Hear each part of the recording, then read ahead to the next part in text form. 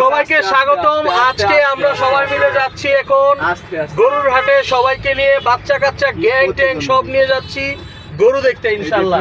আমরা এখন আরকেতে যাচ্ছি এবং আশপাশের যে 2-3টা হাট আছে সেগুলো ভ্রমণ করব। আমরা এখন আরকেতে ঢুকছি।